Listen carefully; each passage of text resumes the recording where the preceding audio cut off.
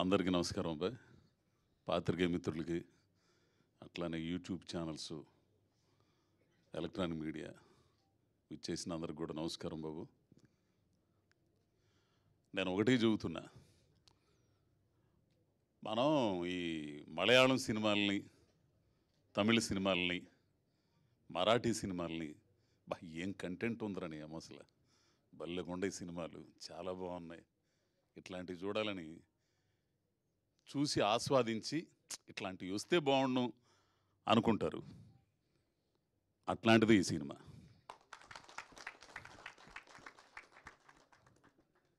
నిజంగా జీవితం, ఈ అమ్మాయి చెప్పినట్టు, చాందిని చెప్పినట్టు జీవితం ఉంటుంది ఇందులో. జీవితంలో ఏం కోల్పోతున్నాం, ఏం ఆశిస్తున్నాం, కోల్పోయిన వాటిని మళ్ళీ తిరిగి పొందాలంటే ఏం చేయాలి, ఆశించిన వాటిని దక్కించుకోవాలంటే ఏం చేయాలి, కుటుంబాల మధ్య ఉండే ఘర్షణ, బాణాన్న చెప్పినట్టు తండ్రి కూతుర్ల మధ్య ఉండే ఘర్షణ, ఒక మధ్య తరగతి కుటుంబంలో ఉండే ఘర్షణ, ఇద్దరు ఆడపిల్లలను పెట్టుకొని ఓ చిన్న మ్యూజిక్ షాప్ నడుపుకునే ఓ ముసలోడు వాడి లక్ష్యాన్ని సాధించడానికి వాడు ఎదుర్కొన్న పరిస్థితులు. అనుకూల పరిస్థితులు ఎవడైనా సాధిస్తాడు విజయాన్ని. ప్రతికూల పరిస్థితుల్లో, క్షణం క్షణం ఎదురయ్యే పరిస్థితుల్లో ఇండస్ట్రీలో ఉన్న మనందరికి బాగా తెలిసేట్లాంటి ఎన్నో కలలు కానీ ఇక్కడికి వస్తుంటాం. ఎన్ని ఇబ్బందులు ఎదురవుతాయో అన్నోళ్ళందరికీ, సీనియర్లు అన్న బాగా కానీ అసలు ఎన్నెందుకు. ద మెగాస్టార్ చిరంజీవి గారు ఈ రోజున ఒక మెగాస్టార్గా ఉన్నాడు. ఆయన జీవితంలో ఎన్ని ఇబ్బందులు, ఎన్ని ఒడిదుడుకులు, ఎన్ని తట్టుకొని పడి లేచి నిలబడితే అక్కడ అంత ఎత్తులో ఉన్నాడు. ప్రతి మనిషి జీవితం ఏదైనా, ఏ ఆశయమైనా సరే, ప్రతికూల పరిస్థితుల్లో విజయం సాధించిన వాళ్ళే గొప్పోళ్ళు అవుతారు. అంటే కథ మొత్తం నేను చెప్పకూడదు, టీజర్ చూస్తే మీకు ఈ పాటికి అర్థమై ఉండాలి. బాగుంది టీజర్. ఒక్క మాట ఇది చెబుతా, ఈ సినిమా నాతో చేయాలని ఈ పిల్లోడు శివ అనే పాలడుగా శివ అనే కుర్రోడు 3 సంవత్సరాలు వెయిట్ చేశాడు కరోనా ముందు నుంచి. నేను ఎందుకురా సామె, నా మీద ఎందుకు ఇట్ట పెట్టుబడి పెడతావంటే, లేదు మీరే చేయాలండి అన్నాడు. కరోనా అంత అయిపోయింది, పుష్ప అయిపోయిన తర్వాత ఓ రోజున తెల్లారుజామున చూస్తే కారు వేసుకుని ఇంటి ముందు ఉన్నాడు. అమెరికా నుంచి వచ్చి మా ఊరు వచ్చాడు. ఎవరో స్వామి అంటే మీరు చేయాలండి అని అన్నాడు. ఏంది ఇంత పట్టుబడతాడని చెప్పి తీరా సినిమాలోకి వెళ్ళిపోయిన తర్వాత, షూటింగ్కి వెళ్ళిన తర్వాత అతను పడే తపన, అది ఎట్లా చెప్పాలో అర్థం కదా నాకు. అసలు నిద్రాహారాలు మానేసి ఆ షాట్ వచ్చేదాకా నేనైతే చాలాసార్లు తిట్టి పడేసా. ఆమరా స్వామి కింద పెడతావు, పైన పెడతావు, ఇట్ట పెడతావు, మొత్తం తీసేస్తావు, ఎన్నిసార్లు చేయాలని చాలా ఇసుగుపడ్డా. కానీ తర్వాత అవుట్పుట్ చూసిన తర్వాత, మొత్తం ఫస్ట్ ఎడిటింగ్ అయిన తర్వాత, ఫస్ట్ కాపీ వచ్చిన తర్వాత చూపించాడు. ఓడమ్మ బడవ నిజంగా చూడాల్సిన సినిమా అండి. ప్రతి మనిషిలో ఆ సినిమా చూసిన తర్వాత ప్రతి మనిషి దాన్ని తట్టుకుంటాడు, నిజంగా తట్టుకుంటాడు. జీవితం లేదని కోల్పోయి ఉంటే అటువంటి కంటెంట్ ఉన్న సినిమా. ఇట్లాంటి సినిమాలు తీయడానికి ధైర్యం కావాలా. ఆ ధైర్యం నిజంగా రంగారావు గారు వాళ్ళ అబ్బాయి. డబ్బులు వస్తాయా రావన్న తర్వాత సంగతి. ఆ కథను నమ్మి, ఆ డైరెక్టర్ని నమ్మి, ఇందులో స్టార్ కాస్టింగ్ ఎవరు లేరండి, ఇది మామూలు నటులనే అందరం. ఉన్న ఒక స్టార్ ఎవరంటే అదిగో మా చాందిని. ఇంక వీళ్ళందరితో గురించి చెప్పాలంటే ఒక్కొక్క మాట చెప్తా.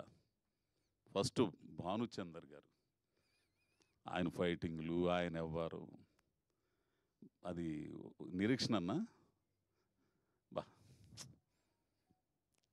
ఆ తర్వాత ఆ డైరెక్టర్ శిష్యుడితే వెట్రిమారంది విచారణ చేసింది నేను.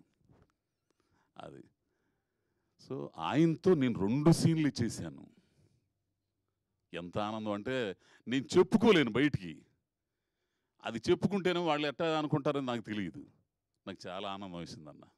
అట్లానే ఆమని గారు, ఎక్కడ ఆమనండి, ఎక్కడ అజయ్ ఘోష్, ఆమె నా భార్యగా ఎంతమంది హీరోలను చూసి ఉంటుంది, ఆమెతో చేయటం. ఇక నువ్వు చూడగానే ఎక్కడో గాలిద్ది ఆ మనిషిని చూస్తే నాకు.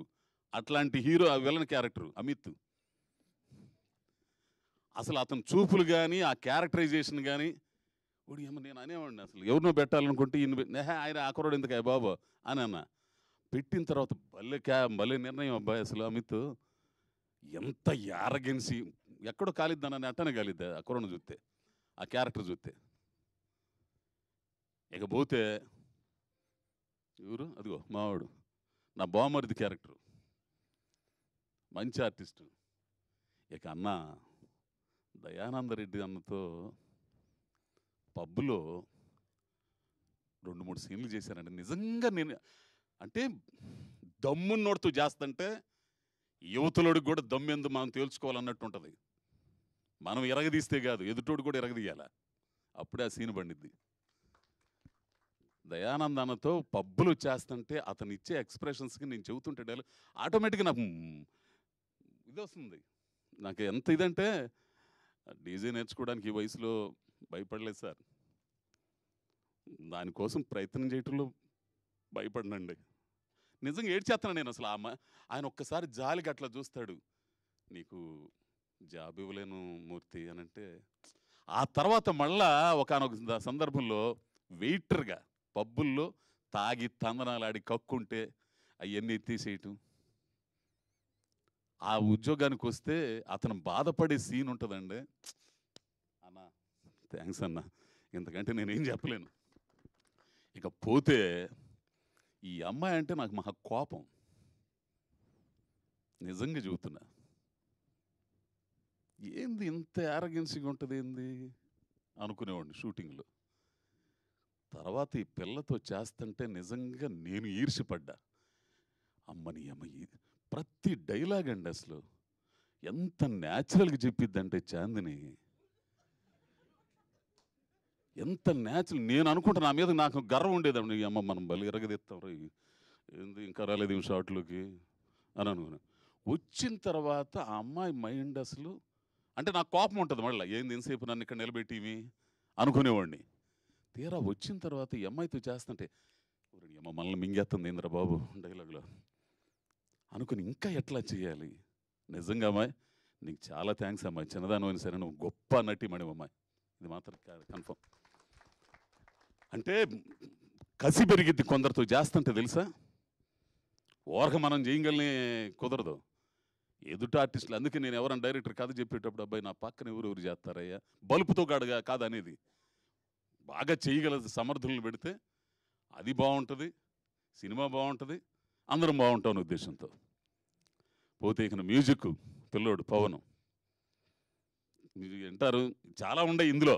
అప్పుడే ఇదే స్టార్టింగ్, ఇది ట్రైలర్ ఉంది, సాంగ్స్ ఉన్నాయి. ఒక సాంగ్లు అయితే నేను నా చేత డ్యాన్స్ వేయించారు, అసలు మామూలుగా ఉండవు. ఏంది ఇక పోతే సీన్ అన్న కెమెరా సూపరు, టక్క టక్క టక్క టక్క ఎమ్మంటనే. అసలు మాదే ఆలస్యం, ఆంధ్ర స్వామి నువ్వు ఎమ్మంటనే వచ్చేస్తావు అనుకుంటాను నేను, గ్యాప్ ఇవ్వయిందంట. అది క్వాలిటీతో స్పీడ్గా చేయాలి పని, ఏంది అది గొప్పతనం. ఓ పెట్టి పెట్టి లైటింగ్ పెట్టి పెట్టి పెట్టి ఓ పోటల్లో పెట్టి ఎప్పుడు గోదీసి ఈ మధ్యలో ఏదైనా డైలాగ్ కనెక్షన్ అయితే మళ్ళీ లైటింగ్ సరి చేయటం ఇవన్నీ కాదు. పోతే కన్నా నాగేశ్వరరెడ్డి గారు, నువ్వు 11 గంటల సినిమా అయ్యి దాన్ని 2 గంటల గట్ట తీసేవాళ్ళు కంటెంట్ చెడకుండా గొప్పోడు. ఈ మనిషితో నాకు చాలా ఇదనమాట. అసలు ఇప్పుడు అవుట్పుట్ ఇచ్చిన తర్వాత మీరు అక్కడ పెట్టేసి వెళ్ళిపోండి నేను చేస్తానంటాడు. ఇదేంద్ర స్వామి ఎవడు లేకుండా ఎట్ట చేస్తాడు అనుకునేవాడు. తీరా ఆయన చేసిన తర్వాత చూస్తే మనకు చాలా దగ్గరకు వచ్చేస్తుంది. మనం ఊరికి మార్పులు చేసుకోవటం ఎవరికి. ఇకపోతే అయ్యా ఇంకెవరు రేయ్ ఈడు నిజంగా అంటే మీరు చాలా న్యాచురల్ క్యారెక్టర్లు చూస్తారండి ఈ సినిమాలో. నాకు కావాల్సింది అది. నేను ఇందులో ఫస్ట్ నేను చెప్పానే, తమిళ్లో, మలయాళంలో, మరాఠీలో ఒక న్యాచురల్ క్యారెక్టర్లు చూసే ప్రేక్షకుల ఆ చూసే ధోరణి కూడా ఈ మధ్యకాలంలో మారిపోయింది. కంటెంట్ ఉన్న సినిమాలకి పెద్దపీట వేస్తున్నారు. 100 కోట్లు పెట్టి సినిమాలు చూసినా కానీ వాటిని ఎట్లా విజయవంతం చేస్తున్నారో కంటెంట్ ఉన్న సినిమాలను కూడా గొప్పగా విజయవంతం చేస్తున్నారు. దానికి రుజువే ఈ అమ్మాయి చేసిన మొన్న గామి చాందిని చేసింది. తెలుగు ప్రేక్షకులు చూసే ప్రేక్షకుల స్థాయి పెరిగింది, ఆలోచన ధోరణి మారింది. సో ఈ సినిమా కూడా అడుగు రమేష్ మావాడు మా తమ్ముడు వాడు కూడా ఇంకోటి ఎట్లాంటి వాడు తెలుసా, అసలు వీళ్ళని ఈయనైతే ఈయన్ని మించి చేయాలనుకుంటాడు వాడు. మనం ఇది ఇట్లా అసలు అమిత్ చూపుల ముందు అసలు ఎవరు నిలబడరు. నేను కూడా కొనొక టైంలో నిలబడినాం. అమిత్ క్యారెక్టరైజేషను ఆ బలిసిన డీజే, ఆ బలుపు ఉంటుంది, అంత కోపం వచ్చేది మనిషిని చూస్తుంటే. భలేగా ఉంటుందండి సినిమా. ఇది మాత్రం అయితే నేను చెప్పగలను. జనరేషన్ ఇందాక చాందిని చెప్పిందే చాలా గొప్పగా చెప్పింది. ఇప్పుడున్న జనరేషన్ ఆధునిక ప్రపంచంలో జీవిస్తున్న కుర్రకారు అమ్మాయిలు కానీ అబ్బాయిలు కానీ జీవితాన్ని చూసిన 50 ఏళ్ల పెద్దోళ్ళు, వీళ్ళిద్దరి మధ్య ఘర్షణ ఒక సమస్య గురించే, ఇద్దరు అభిప్రాయాలు, దాంట్లో ఎమోషన్స్, భార్యాభర్తల మధ్య గొడవలు, సమాజం దృష్టిలో ఒక 50 ఏళ్ల ముసలోడు 25 ఏళ్ల అమ్మాయి కలిసి తిరుగుతున్నారు. సమాజం ఏ రకంగా ఉంటుంది, ఈయన కుటుంబం ఎట్లా ఉంటుంది, మూర్తి గారి కుటుంబం ఎట్లా ఉంటుంది, వీళ్ళ కలిసి చేసిన ప్రయాణం ఎట్లా ఉంది. చాలా అద్భుతమైన కథ చేశాడండి ఆ పిల్లోడు శివ. ఎంత అద్భుతం చేశాడంటే, ఇది ఆడిద్దా ఆడదా అనేది పక్కన పెడేస్తే ఒక మంచి సినిమా చేశారు. చూసి ఆహా భలే సినిమా రా బాబు, ప్రతి ఓడు అంటే తడుముకుంటారు.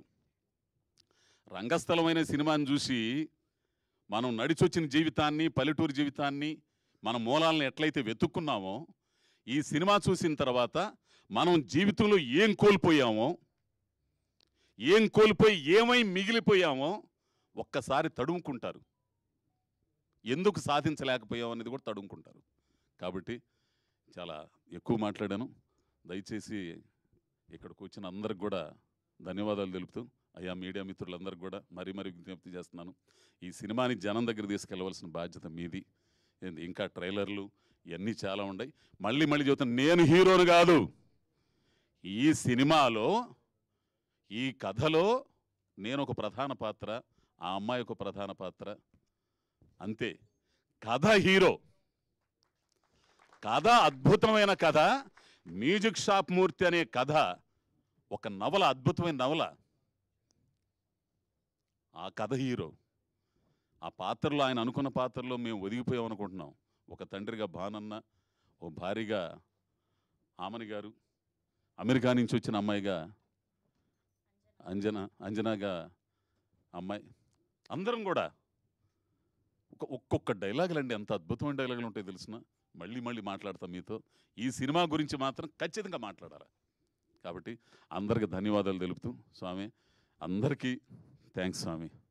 ముఖ్యంగా మా అజయ్ భూపతి, నన్ను ఎంతగానో ప్రేమించే అజయ్ భూపతి ఈ మ్యూజిక్ షాప్ మూర్తికి వచ్చి టీజర్ లాంచ్ చేసినందుకు చాలా ధన్యవాదాలు చెప్పుకుంటున్నాను స్వామి. Thank you. Ajay Ghosh garu. Thank you.